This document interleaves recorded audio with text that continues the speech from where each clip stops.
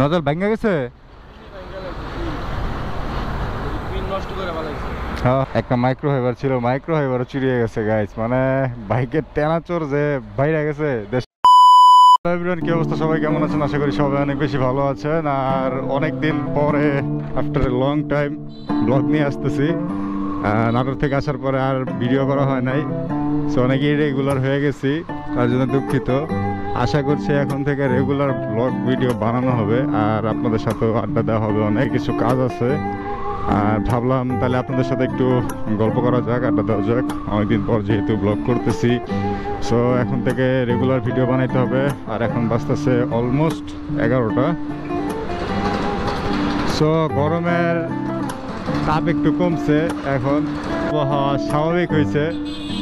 So এখন সব কিছু করতেই ভালো লাগে, বাইক টাইক চালাই, রাইড করতে, মানে এভরিথিং। বাট যেই পরিমাণ গরম পড়ছিল, আসলে কোনো কিছু করে শান্তি ছিল না, মারাত্মক লেভেলের গরম ছিল।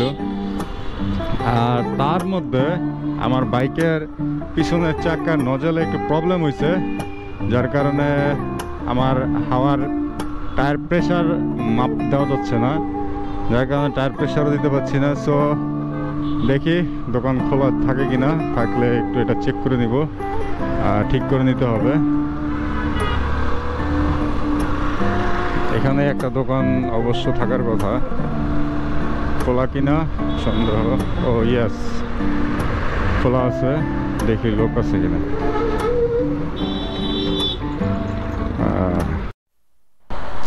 সো এটা এখন চেক করা হচ্ছে, দেখি কি অবস্থা এটার, নজলটা ঠিক আছে কিনা। আর বাইরে আজকে গাড়ি টাড়িও তেমন নাই। হ্যাঁ, নজল ভাঙা গেছে। হ্যাঁ হ্যাঁ, পিনটা চেঞ্জ করা লাগবো, চেঞ্জ করে দেন।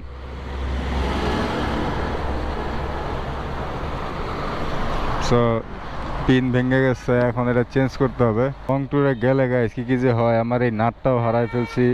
একটা মাইক্রো ফাইবার ছিল, মাইক্রো ফাইবারও চুরিয়ে গেছে গাইস। মানে বাইকের টেনাচোর যে বাইরে গেছে দেশে, কি আর বলবো। তো আমি আর এখানে লেট করলাম না, কারণ খোলা লাগবে এখন পুরোটা। এখন পুরোটা চাকা খোলা লাগবে এখন আবার। সো অনেক বড় সড়ো একটা বাস খেয়ে গেছে। এটা নাকি পুরো নজেল ভেঙে গেছে। সো এটা পাল্টাইতে হইলে এখন পুরো নজেলের সেট পাল্টাইতে হবে। মানে এখন চাক্কা টক্কা সব খোলা লাগবে, সব বুটবাজার যেতে হবে। সো ভাবলাম এসেই করা যাক। এখন আর কি বুটবাজার যাব, একটা মাস্টার কার্ড আমার করতে হবে কিছু কেনাকাটা করার জন্য। তার মধ্যে আবার পাসপোর্ট চলে আসছে, ইন্ডিয়ার ভিসা লাগাইতে হবে। ইন্ডিয়াতে একবার যাওয়া উচিত, ভাই ব্রাদাররা সবাই চলে যাচ্ছে ইন্ডিয়া ঘুরতেছে, সব জায়গায় ঘুরতেছে, আমি খালি শুধু দেশের মধ্যেই থাকি। বাট জীবনে একটা ইচ্ছা আছে গাইস, বাইক নিয়ে লাদাখ যাওয়ার। নিজের বাইক দিয়ে যদি কখনো না যাওয়া হয়, তাও মনে করেন ইন্ডিয়া যে বাইক ভাড়া করে দেন যাওয়া যায়। আর ওদের সব হায়ার সিসির বাইক, মানে সব হচ্ছে 400-500 সিসির, ওগুলো নিয়ে লাদাখে যাওয়া যায়। মানে সেই ফিলিংস ওয়াও।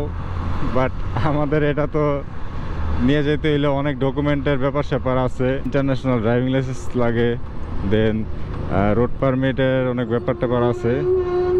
তো এগুলো নিয়ে আসলে অনেক হ্যাসেল হইতে হয়। আর আমি দেখছি এর আগে অনেক ভাইরা ফেজার নিয়ে গেছে বাংলাদেশ থেকে। ব্যাপারগুলো আসলে দেখলে অনেক ভালো লাগে, বাংলাদেশ থেকে যখন বাহিরের দেশে বাইক নিয়ে বাইকার ভাইরা যায়। তার মধ্যে গাইস আমার মনে হয় কি, আমার বাইকে একটু তেল একটু ইদানিং একটু বেশি খাচ্ছে। মানে আমি বুঝতেছি না এটা কেন হইতেছে, বাট আমার মনে হয় যে আমার বাইকের তেল এখন একটু বেশি খায়। আর হ্যাঁ, আমি নাটোর যাওয়ার আগে বাইকে টেবিটটা একটু মিলাই গেছিলাম, বাট টেবিট মিলালে তো তেল কম খাওয়ার কথা, মানে একুরেট খাওয়ার কথা। বাট মেবি মনে হচ্ছে যে তেলটা বেশি খাওয়া হচ্ছে, কারণ ফুল ট্যাঙ্কে তেল এখনও লোড করা হয় নাই নাটোর থেকে আসার পরে।